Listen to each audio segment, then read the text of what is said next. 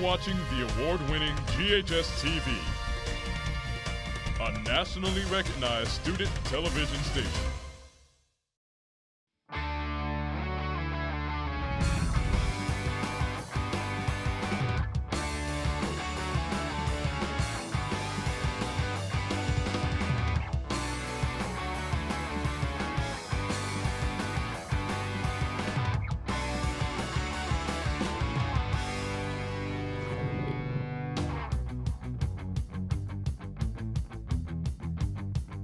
Hello, and welcome to this week's edition of GHS-TV's award-winning talk show, Crosstalk.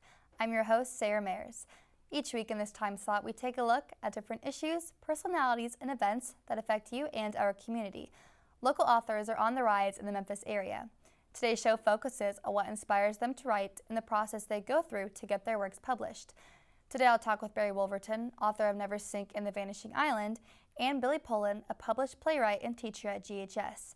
Joining me now is Mariah McStay, a young adult fiction author. Ms. McStay, thank you for coming on the Crosstalk set today. I'm happy to be here. Well, you got your BA in economics at Northwestern and worked in an office for many years. I did. What made you change to writing? Well, I think I probably always wanted to be a writer, and economics was my way of trying to do everything else before I actually had to write. And eventually I just got old enough where I realized I had to be a writer, and I wasn't really an economist. What made you start writing in the first place? I was a writer all the time growing up. I was one of those writer geeks in high school, and I wrote for the paper and I entered contests. So I don't think I recall a time when I really started writing. I was always writing. Who do you credit your passion for writing to? Oh, that's tough. I had a great English teacher in high school that I think introduced me to critical thinking as far as literature goes. And my parents just really encouraged me to write. When I told my father, who was in business, that I wanted to be an economics major and not write, he was just heartbroken. So he was really excited when I went back and decided I actually was going to try to write. Well, tell us about your first book, Everything That Makes You.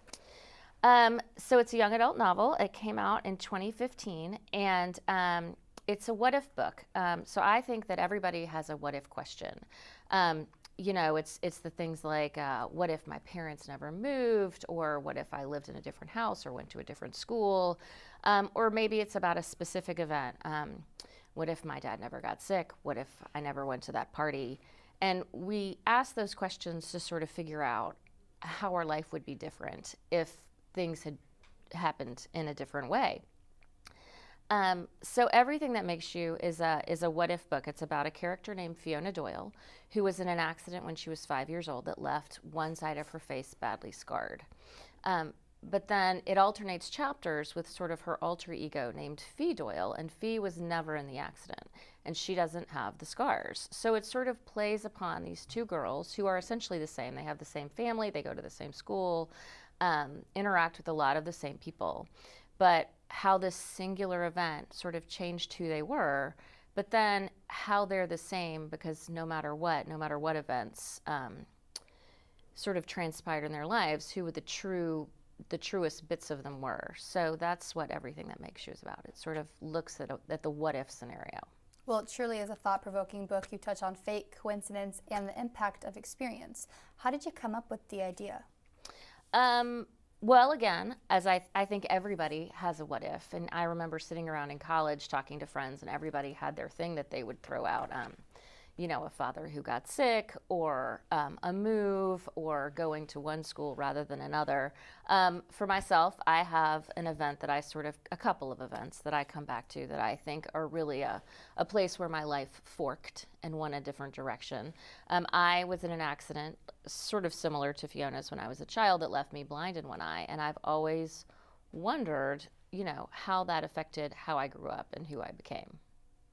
Well, this book came out in 2015, so it wasn't that long ago, but do you have another book in the works? I do. I have another book that is in the process of being edited, and it will also come out through HarperCollins. It doesn't have a title yet, but it's also young adult. It's a historical fiction that takes place in Ireland and Scotland and Providence, Rhode Island in 1912, and it alternates between an Irish rebel who's on the run from the law and a young socialite in Rhode Island who is more interested in becoming a suffragette than in marrying well, which is what her mother's dreams are. Well, if you ask me, writing down a set of books seems very daunting. Tell us your process on writing a book. It really depends on where I am in the novel. I'm a big believer in plotting, so I make sure to really plot out a book before I start writing it, so I know where I'm going and I know what it's about. But then after I've gotten through that process, which can take a while, I just make sure I write a certain number of words every day, and I kind of don't let myself off the hook until those number of words are down, and then I let myself go do the other things that I actually need to go do. Have you used Memphis traditions or scenery in any of your books? Yes, Everything That Makes You takes place both in Memphis and in Chicago. And so they go to a fictional high school that I've made up. But they live in Midtown. Fiona and Fee, I'm calling they. They live in Midtown, and Otherland's Coffee Shop, which is a real coffee shop, is featured. When she goes away to college and is sort of talking with a friend about everything she misses, they talk about barbecue, and they sort of reminisce about their favorite places in Memphis. So Memphis is a character in this book. Well, Miss McStay, thank you for coming and talking with us today. My pleasure. And I'm excited to read your book. Thank you. We'll now hear a short reading from Miss McStay's first teen novel, Everything That Makes You. Fiona didn't get why she needed the paper gown when all Dr. Connolly ever checked was her face. Her parents sat in the chairs across from her as the scar doctor poked and tugged and hummed. "When was your last physical?" he asked. "December," she said. Dr. Connolly went back to flipping through her chart. Then, pulling out a chair, he wheeled himself between Fiona and her parents. "Now that Fiona's growth is leveled out," he said, "I think it's time we consider a broader range of solutions." "You mean a skin graft?" her dad asked. His voice sounded thinner than normal, grayer, if voice could have a color. "Not the kind we've discussed before." Dr. Connolly handed her parents a pamphlet before giving Fiona one too. The cover read, "New Procedures in Full-Thickness Skin Graft Transplants." She didn't open it. She'd seen enough over the past 11 years to know what was inside. Horrid pictures, purple inflamed skin, stitches, and ooze. The words were impossible to understand, and none made real promises. It was always 43% better neovascularization and acceptably improved inosculations. "There's a new approach in allogeneic full-thickness grafts," Dr. Connolly said. "It's called a deep tissue graft, and it's showing reasonably exciting results on the cosmetic side. There's a specialist in town." The scar doctor wheeled back to his table, sorted through a few stacks, and handed a business card to her mom. "He's already performed a few. I think you should talk to him." "Deep tissue?" her mom repeated, flipping through the brochure. The scar doctor nodded. "It uses a significantly thicker segment of skin, giving the muscles a better opportunity to grow together. The aesthetic results are quite good." "Thicker?" Fiona asked. She already knew the downside of the graft. They'd have to cut and scar one part of her body to fix another. What part was she supposed to sacrifice? She opened her pamphlet cautiously and nearly vomited at a post-op picture of someone's angry, raw thigh. "Yes," Dr. Connolly was saying. "After removing the entire damaged area, the surgeon will replace it with the healthy transplant." My entire damaged area, she thought. "But," she said out loud, "where will they take the new skin from?" A donor. Fiona imagined Ryan having a chunk of flesh cut out of him. "Who's going to volunteer to do that?" she asked. "No, Fiona," the scar doctor said. "You'd receive it from an organ donor. We'd put your name in a registry, and when a suitable match becomes available." Fiona's eyes widened. "Oh." Of course, the wait can be quite long. Dr. Connolly looked over at her mom and dad, especially since Fiona's not in a life-or-death situation. "Who do we need to talk to?" asked her mom. Fiona didn't pay much attention during the rest of the appointment, not that her input was ever requested. Her mom certainly didn't need it. Without even inspecting the brochure, Fiona knew this deep tissue transplant was the answer to her mother's prayers. It offered the best promise, even if only a reasonably exciting one, of making Fiona presentable. Like Fiona, her dad said little during the appointment. He asked his usual questions: what are the real risk factors here, Stan, and what kind of recovery time are we looking at? He focused on totally different details than her mom did. On the drive home, none of them spoke for the first few miles. Fiona sat in the back seat and waited for the inevitable. "So that was interesting, don't you think?" her mother said, starting the sales pitch. Fiona shrugged. "The things they can do now, it's a miracle." "Well, I wouldn't go there yet," said her dad. "There's still a lot we don't know. We need to understand the risks." "Of course," said her mom, "but there's no reason to think she wouldn't be a great candidate.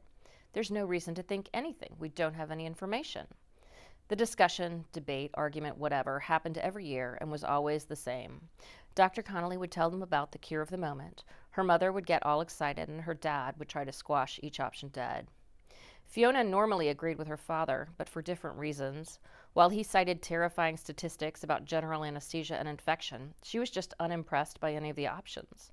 Major surgery, pain, forced bed rest, and she'd still have the scars, just in a different place. This time, though, Fiona was surprised to realize, gasp, she might agree with her mother. I would like to thank Miss Mariah McStay for that reading of Everything That Makes You. We continue our discussion now with another local writer. Joining me is Barry Wolverton, author of Never Sink, The Vanishing Island, and its upcoming sequel, The Dragon's Gate. Mr. Wolverton, thank you for being here today. It's my pleasure. Well, your book, The Dragon's Gate, comes out in November. Does it pick up where the first book left off? It does. The Vanishing Island was the first book in what's supposed to be a trilogy. And it's kind of tricky writing a series like that. It's my first time writing a series.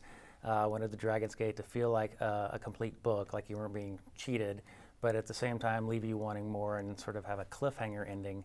And The Dragon's Gate picks up from there. So you probably want to read The Vanishing Island before you pick up The Dragon's Gate. Well, The Vanishing Island came out last year. Did you intend on it becoming a series, or did it happen naturally? It was actually my editor's idea. I originally thought it would be a standalone adventure book, and he thought it would make a good series. He thought he saw enough potential there, enough adventure for the main character to make it a series. So I was excited by that. You know, instead of getting to write one book, I get to write three. Then it became kind of a situation of be careful what you wish for, because then I was sort of married to the series for 5 years as I struggled to get the first book written and to figure out how to stretch this story into a 3-book arc. Well, tell us about the storyline. It concerns a boy named Brent Owen. He is 12 years old. He's growing up in a fictionalized version of Great Britain during what Europeans call the seafaring age. And his father's a map maker for the notorious map maker Rand McNally, and he wants Brent to follow in his footsteps.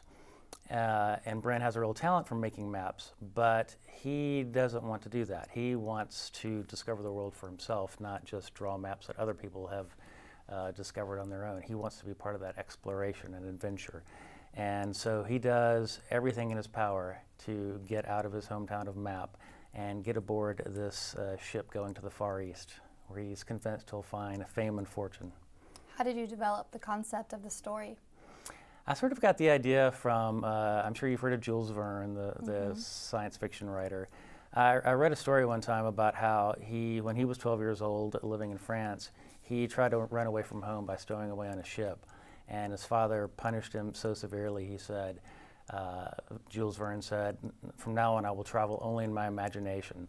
And so I like the idea of that attempt at mischief by a boy being punished, and this punishment sort of reaping this great reward. We ended up getting one of the greatest science fiction writers of all time.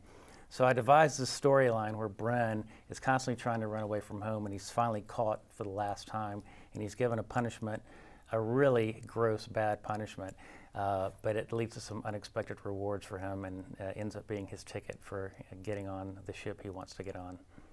Well, you developed your love for writing in a kind of unique way. Can you tell us about that? Well, I really never had an interest in writing when I was a kid. I used to draw a lot. I wouldn't say I wasn't creative, but I never considered myself a writer in the making. And in fact, I went to Rhodes College with the intention of being an accountant. I was a business major. And I guess one of the side effects of going to a liberal arts college is you get a chance to maybe discover some other subjects and interests that you never thought you had. And it led to my first writing job, which was kind of a combination of business and writing and advertising. And then I slowly, more and more, took more steps, more risks to get toward creative writing. Well, tell us about your style of writing. My style of writing is to procrastinate as long as possible in a first draft. I really love to research. I use this as an excuse to put off writing a first draft, which I hate. I really have a hard time sitting still and trying to put 70 or 80,000 words on paper. It's very daunting to me. And I write very, very slowly. Some people have word counts they try to hit. I can't do that. If I write 5 words a day, I'm happy. If I write 500 words a day, I'm happy. It just depends. I sort of try to give myself time to think about the manuscript as I'm going. I don't write outlines, which I probably should. So it takes me a while to write a first draft, but I'm a good reviser. Well, tell us about the process you go through in writing a book. I like to sit down. I like to think about the overall arc of the story and sort of the major plot points and maybe set pieces, some of the big action scenes since I'm writing a fantasy adventure.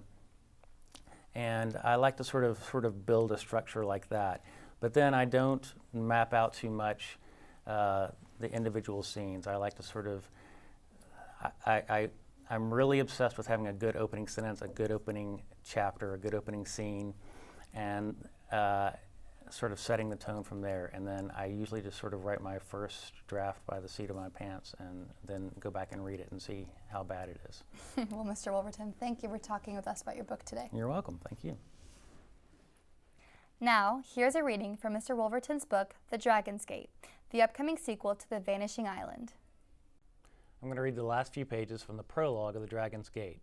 A British dignitary named Lord Winterbottom has come to Persia to visit their library, also known as the House of Wisdom, and his guide, Sufi, is taking him to the Hall of Maps to show him a very special book. "The Atlas of Ptolemy," said Lord Winterbottom with reverence.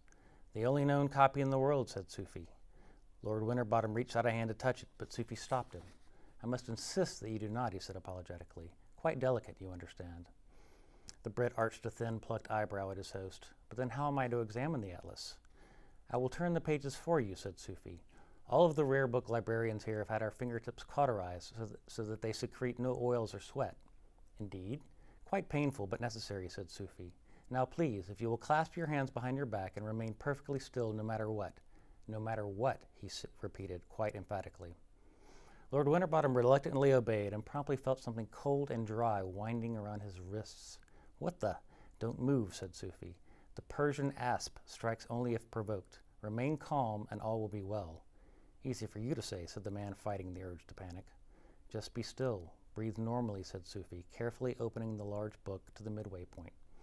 "The first half is a treatise on cartography and astronomy, rather tedious. Here now, we come to the maps." Sufi turned the page to a spread entitled Rome, followed by Samartia, Northern Barbarian Lands, Africa, and then the Orient. "Hold on now," said Lord Winterbottom. He was growing agitated, yet desperately trying to remain calm. "Where are the maps?" Sufi smiled. "Ptolemy left no maps, only detailed instructions for making maps." "I beg your pardon?" "Shall I go on?" said Sufi, turning to a spread entitled Nether Regions and another called The Hidden Sea. Lord Winterbottom almost flinched, but caught himself. "There," he said, "tell me more of this one." But Sufi Rouhani was now standing behind his guest. Lord Winterbottom was about to protest when he felt the person's hands come up and grasp him across the chest. "What the devil are you doing, Rouhani?" "Don't move," said Sufi. "Remember, your hands are tied." "Are you mad?" "No, just lonely. We servants of the house are required to take vows. Also, I've lived in Persia for 30 years now, where men and women dress quite similarly. I've learned to tell the difference." "Sufi? You've got fewer curves than I like, and you're not very pretty, especially with that fake mustache, but I could tell you were a woman the moment I saw you." "Sufi, I have to sneeze." "What?" "Dust," said the Brit, his long nose twitching. "From the pages, I think." "No dust here." "In the middle of a desert?" His nostrils were spasming now. His narrow mustache was wriggling like a worm. "I assure you, this is a highly controlled environment. I can't stop it." "You're bluffing," said Sufi. "Remember, the asp—" "Achoo!" It all happened in an instant. Lord Winterbottom flung up his hands to cover his nose. In that same moment, the Persian cried out. Sufi Rouhani looked at his guest, who slowly pulled his hands away from his nose to reveal a wicked smile. Sufi held his own hands up to his face just in time to see the asp pull its venomous mouth from his thumb. "Sorry, old chap," said Winterbottom as Sufi collapsed to the sandstone floor, and the small asp slithered away into the darkness. The Brit turned to the atlas, ripped out the page open before him, and a moment later the person known as Lord Winterbottom was running down the corridor, back into the Hall of Maps, screaming, "There's been an accident!" In the chaos that followed, Lord Winterbottom fled the hall, the shiny metals on his bright blue coat going clankety-clank. He ducked into an empty nook of another reading room, where he stripped off his coat, vest, shirt, boot, trousers, leaving him in the blousy pants and caftan that Sufi had given him the day before. Even in this traditional Persian man's garb, it was obvious that Sufi had been right. The Lord was a lady. She kicked her old clothes into the darkest corner, peeled off her mustache, covered her head, and strolled back the way Sufi had led them, stopping briefly in a room of ancient weapons, where she nicked a sword that had caught her eye, a brilliant scarlet sheath with gold ornament, and a gold and scarlet hilt with a gold pommel, just in case. She hid the sword under her baggy clothes and then walked out of the House of Wisdom into the bright, broad daylight. Thank you to Mr. Bear Wolverton for that reading of The Dragon's Gate. If you were just tuning in, we are focusing our discussion this week on local authors. Billy Pullen joins me now on set. He is a published playwright and English teacher at Germantown High School. Mr. Pullen, thank you for being here today. Thank you. It's good to be here. Well, you're a very accomplished writer. Tell us about some of your works. My first play was a one-act play that I wrote really not for aesthetic reasons. I wrote it, some people say therapy, but I guess that's what it was. I had an unexpected death in the family.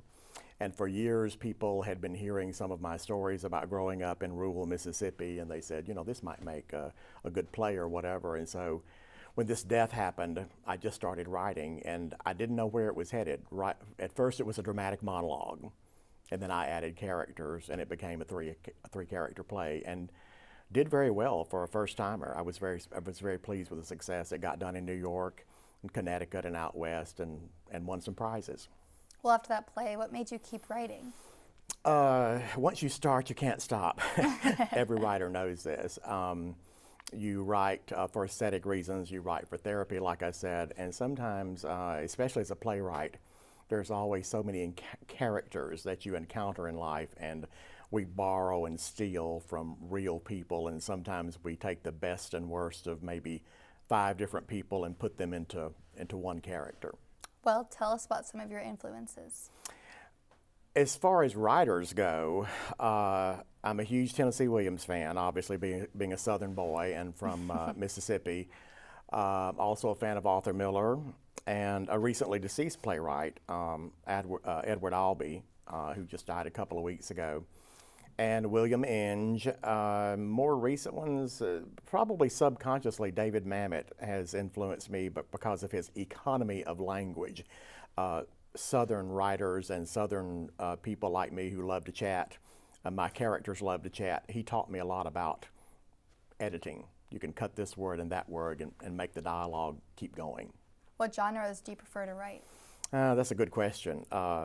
I've written plays. I've written 2 or 3 plays that have been produced and done well. But recently, I've been working on nonfiction, mainly memoir or selection of memories from my childhood and adolescence in Mississippi.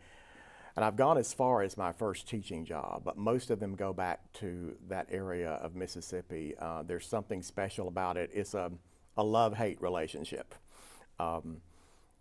Flannery O'Connor, one of my favorite short story writers, said that we in the South are not necessarily Christ-centered, we are Christ-haunted.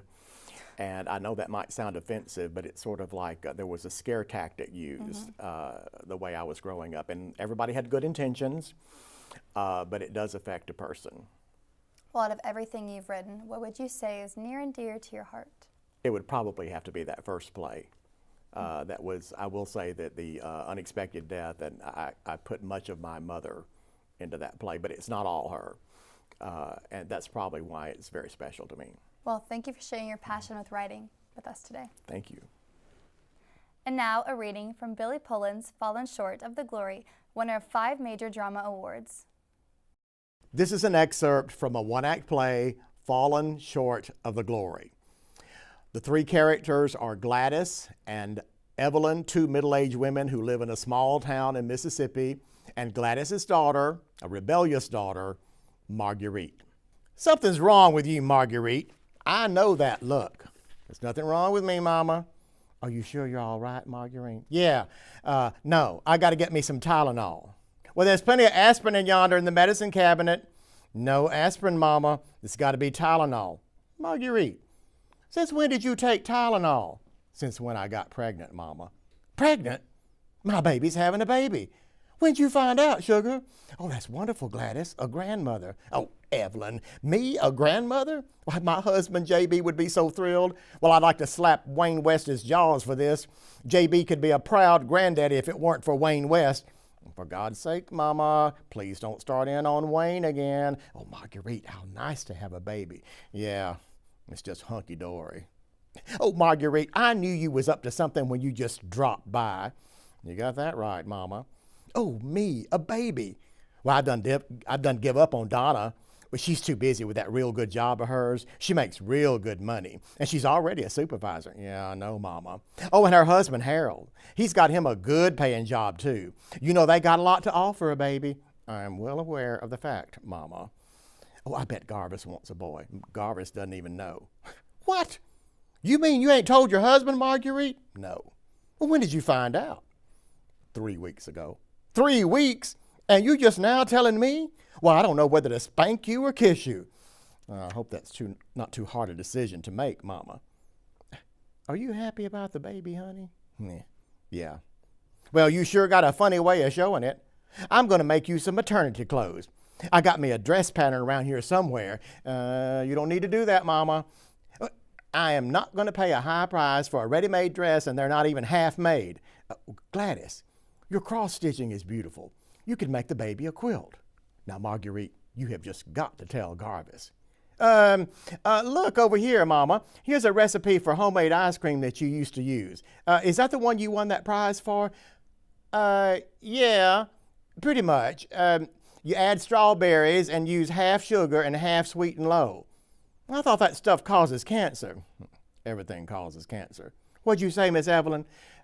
Nothing. I was just talking.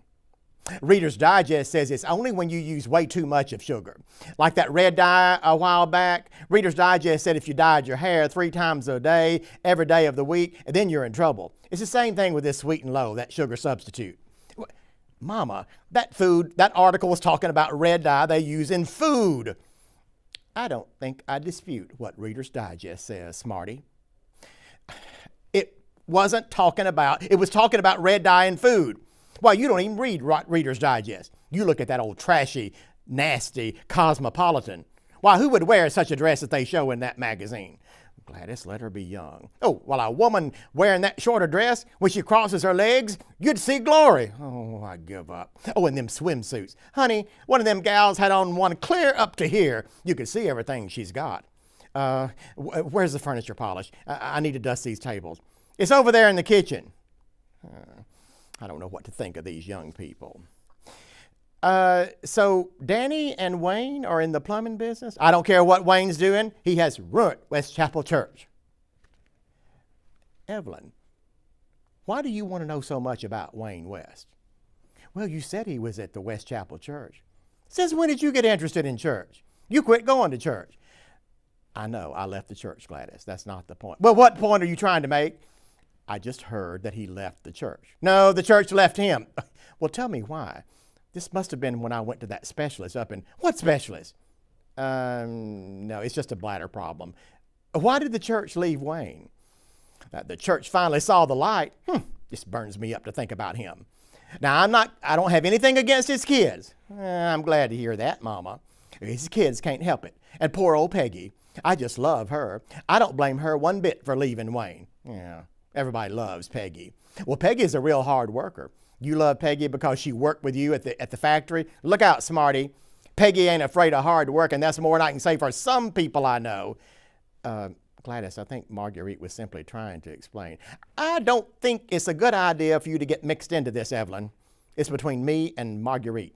You can't even begin to know what the score is unless you've had a child of your own. I would like to thank Mr. Poland, Mr. Wolverton, and Ms. McStay for joining me today and sharing their books and writings with us.